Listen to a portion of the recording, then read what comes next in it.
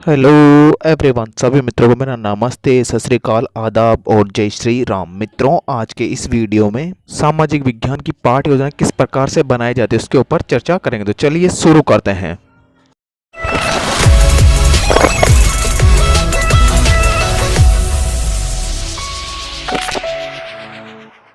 मित्रों, सबसे पहले जो आपकी दैनिक पाठ योजना डायरी है उसके ऊपर ही ऊपर आपको पाठ योजना का क्रमांक लगा लेना है, जो भी आपकी पाठ योजना का क्रमांक है। उसके पश्चात में आपका जिस विद्यालय में बीएड या बीएसटीसी का प्रशिक्षण प्रोग्राम चल रहा है उस विद्यालय का आपको नाम लिख देना। तो जो भी आपके विद्यालय का नाम है वो विद्यालय का नाम आ जाएगा यहाँ पे। जिस कक्षा की आप निर्धारित करो, कक्षा लगा लीजिए, कक्षा 8 है अपनी, और उसमें मिल जाएगी आपकी 35 मिनट कालांश हो जाएगा। आपका जो भी कालांश विषय हो जाएगा सामाजिक विज्ञान विषय। और आज का मित्रों जो अपना प्रकरण है वो है न्यायपालिका। इस न्यायपालिका प्रकरण के ऊपर पाठ्य योजना अपन तैयार करेंगे। तो इसके पश्चात है मित्रों जो आपकी नेक्स्ट हेडिंग निकल के आती है, उस नेक्स्ट हेडिंग की ओर चलते हैं। तो नेक्स्ट हेडिंग लगा लीजिए मित्रों शिक्षण के उद्देश्य। शिक्षण के उद्देश्य हेडिंग लगाने के पश्चात मित्रों इसके अंदर आपको दो कॉलम बना लेना। पहला कॉलम हो जाएगा शिक्षण का उद्देश्य और दूसरा हो जाएगा अपेक्षित व्यवहारगत परिवर्तन। ये दोनों कॉलम आप तैयार कर लीजिए। इसके अंदर दोनों कॉलम तैयार करने के पश्चात इसमें लिखेंगे, लिखने से पहले थोड़ा समझ लीजिए शिक्षण के उद्देश्य होते क्या है। शिक्षण के उद्देश्य तात्पर्य कि छात्र अध्यापक के द्वारा जब बच्चों को कोई भी विषय वस्तु या कोई भी चीज जिसके बारे में आप पढ़ाना चाह रहे हैं बच्चों को, उसको पढ़ाने से बच्चे के अंदर क्या परिवर्तन होगा, या आप ये चीज पढ़ा के बच्चे के अंदर क्या परिवर्तन लाना चाह रहे हैं, वही आपके क्या हो जाएंगे, शिक्षण के उद्देश्य हो जाएंगे। तो पहला शिक्षण का उद्देश्य हो जाएगा आपका ज्ञानात्मक। तो ज्ञानात्मक शिक्षण उद्देश्य कारण बच्चे में जो आपको अपेक्षित व्यवहारगत परिवर्तन दिखता है उस अपेक्षित व्यवहारगत परिवर्तन को मैंने यहाँ पे लिख दिया, तो आप इसको ध्यानपूर्वक लीजिए। द्वितीय आता है अवबोध। इससे बच्चे के अंदर क्या अपेक्षित व्यवहारगत परिवर्तन दिखेगा, तो वो अपेक्षित व्यवहारगत परिवर्तन मैंने इसमें लिख दिया, तो इसको भी आप ध्यानपूर्वक लिख लीजिए। नेक्स्ट जो आपका शिक्षण का उद्देश्य है उस नेक्स्ट शिक्षण के उद्देश्य की ओर चलते हैं मित्रों।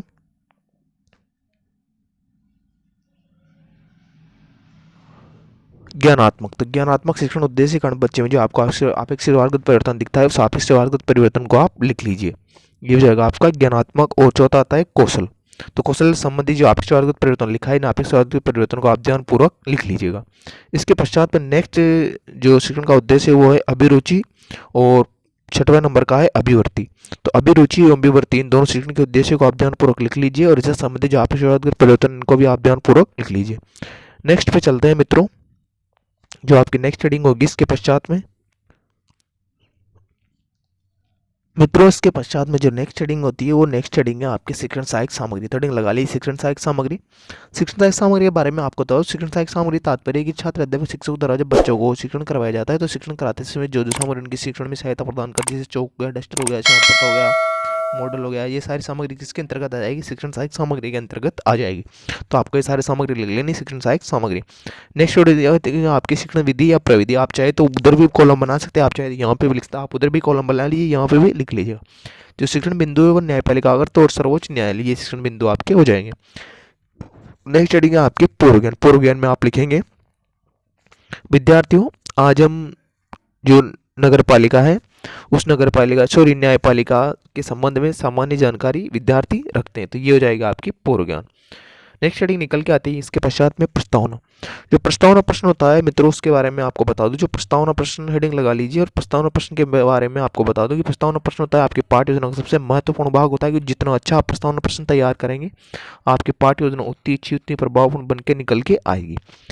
तो प्रस्तावना प्रश्न के अंदर आपको दो कॉलम बनाना, छात्र अध्यापक क्रिया और विद्यार्थी क्रिया। मित्रों जो प्रस्तावना प्रश्न होता है उसके अंदर छात्र अध्यापक विद्यार्थी के द्वारा बच्चों से प्रश्न किए जाते हैं, और कम से कम उनके द्वारा 4 प्रश्न और देश के अधिकतम 6 या 7 प्रश्न के द्वारा बच्चों से पूछे जाते हैं। और मित्रों आपको मैं बहुत महत्वपूर्ण बात बता दूं, जो ये प्रश्न होते हैं वो तार्किकता के क्रम में होने चाहिए। कहने का मतलब एक प्रश्न को दूसरे प्रश्न से जोड़ते हुए आपको बच्चों से प्रश्न पूछने हैं, और कम से कम आपको 4 प्रश्न और देश के अधिकतम 6 या 7 प्रश्न आपके द्वारा बच्चों से पूछे जाने चाहिए। और अंत के अंदर आपके द्वारा एक समस्यात्मक प्रश्न पूछा जाएगा, जिस प्रश्न का उत्तर बच्चे नहीं दे पाएंगे तो एक प्रकार से समस्या हो जाएगी, तो समस्या का समाधान भी आपके द्वारा ही किया जाएगा। इस प्रकार से आपको सारे प्रश्न लिख लेने। जो मैंने प्रश्न लिखा है इन सारे प्रश्नों को आप ध्यानपूर्वक लिख लीजिए, बच्चों को लिखा दीजिए सारे प्रश्न, और अंत के अंदर एक समस्यात्मक प्रश्न हो जाएगा। इस समस्यात्मक प्रश्न का बच्चे नहीं तो आपके द्वारा समस्या का समाधान किया जाएगा। नेक्स्ट हेडिंग हो जाएगी आपकी उद्देश्य कथन।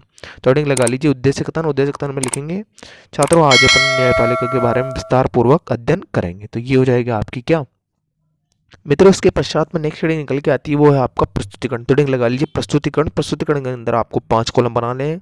क्रम संख्या, शिक्षण बिंदु, छात्र अध्यापक क्रिया, विद्यार्थी क्रिया और एक विधि वाला कॉलम आपको एक और ऐड कर लेना है, किस विधि का आप प्रयोग कर रहे हैं। तो एक विधि वाला कॉलम यहाँ पे बना लीजिएगा आप। और जो ये श्यामपट कार्य, इस तरह से आपको एक कॉलम बना, एक विधि वाला कॉलम आपको एक और बनाना है यहाँ पे, इस जगह पे एक कॉलम और तैयार कर लीजिए आप, विधि वाला कॉलम हो जाएगा आपका। तो इस विधि वाले कॉलम को बनाने के पश्चात में जो आपका नेक्स्ट शिक्षण बिंदु है, उस शिक्षण बिंदु की ओर चलते हैं मित्रों। जो शिक्षण बिंदु है न्यायपालिका का अर्थ, ये हो जाएगा आपका शिक्षण बिंदु न्यायपालिका का अर्थ। इस शिक्षण बिंदु से संबंधित जो विकासात्मक प्रश्न देखिए मैंने यहाँ पे लिखा दिए आपको। तो सारे विकासात्मक प्रश्न लिख लीजिए। इन विकासात्मक प्रश्नों के बच्चों द्वारा, विद्यार्थी द्वारा उत्तर दे दिए जाएंगे। तो विद्यार्थी क्रिया में प्रश्नों के उत्तर आ जाएंगे। और जो नेक्स्ट लिखेंगे छात्र अध्यापक कथन। तो छात्र अध्यापक कथन है, वो छात्र अध्यापक कथन देखिए मैंने लिखा दिया है, ये वाला सारा है, ये वाला छात्र अध्यापक कथन। तो इस छात्र अध्यापक कथन को आप ध्यानपूर्वक लिख लीजिएगा। ये छात्र अध्यापक कथन लिखने के पश्चात में जो विद्यार्थी क्रियावल कॉलम में विद्यार्थी ध्यानपूर्वक सुनेंगे, महत्वपूर्ण बातों को अपनी पाठ्य पुस्तिका में नोट करेंगे। और जो श्यामपट कार्य हो, श्यामपट वाले काले कॉलम के अंदर आपको ब्लैक चार्ट लगा के जो महत्वपूर्ण बिंदु मैंने लिखा है छात्र अध्यापक कथन में, इस महत्वपूर्ण बिंदु को आप ध्यानपूर्वक इस श्यामपट कार्य के अंदर उतार लीजिएगा, ब्लैक चार्ट में लिख लीजिएगा। नेक्स्ट हेडिंग आती है आपकी बोध प्रश्न। तो हेडिंग लगा लीजिए बोध प्रश्न। जो बोध प्रश्न होते हैं, बोध प्रश्न के बारे में आपको बता दूं। जो बोध प्रश्न होते हैं वो छात्र अध्यापक द्वारा पूछे जाते हैं, और इसलिए पूछे जाते हैं ताकि उसने जो विषय वस्तु बच्चों को पढ़ाए उसमें बच्चों का ध्यान एकाग्रचित्त लगा रहे, उनका ध्यान भंग नहीं हो, जैसे बोध प्रश्न छात्र अध्यापक द्वारा पूछे जाते हैं। तो आपको बोध प्रश्न भी लिख लेने। नेक्स्ट हेडिंग की ओर चलते हैं मित्रों। अगले पेज पर फिर से आपको वही 5 कॉलम बनाने हैं, जैसे क्रम संख्या, शिक्षण बिंदु, छात्र अध्यापक क्रिया, विद्यार्थी क्रिया, विधि व श्यामपट कार्य।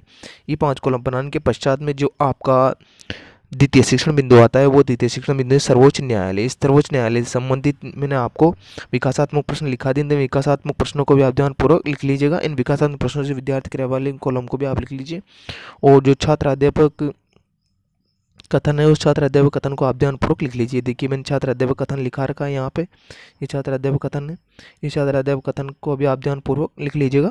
और विद्यार्थी क्रिया वाले कॉलम के अंदर जो मैंने चीज़ें लिखा है विद्यार्थी ध्यानपूर्वक, उनको भी आप ध्यानपूर्वक, और श्यामपट कार्य को आप परिपूर्ण कर लीजिए। छात्र अध्यापक कथन है, उस छात्र अध्यापक कथन के महत्वपूर्ण बिंदु को आप लिख लीजिए।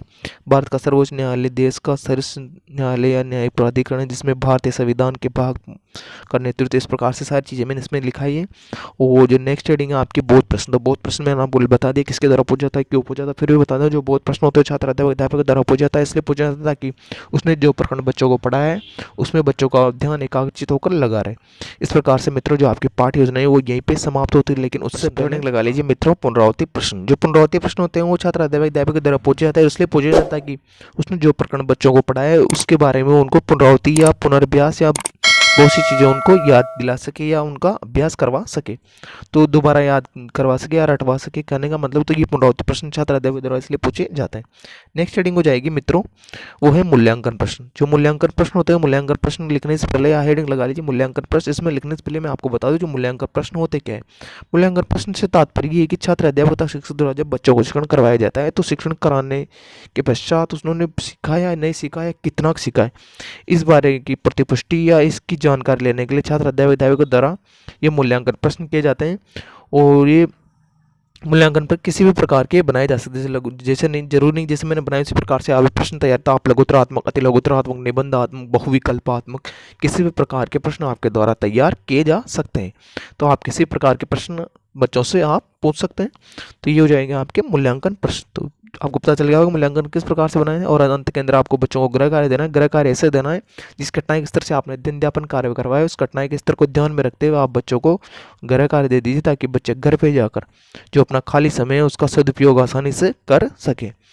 आशा करता हूँ कि मित्रों आपको वीडियो अच्छा लगा होगा। तो प्लीज़ वीडियो को लाइक करें, शेयर करें और चैनल को सब्सक्राइब करना ना भूलें। प्लीज़ मित्रों सब्सक्रिप्शन जरूर करें, क्योंकि सब्सक्रिप्शन फ्री ऑफ कॉस्ट है, ताकि हमारा हर्षवर्धन हो सके। और वीडियो को लाइक जरूर करें। Thanks for watching.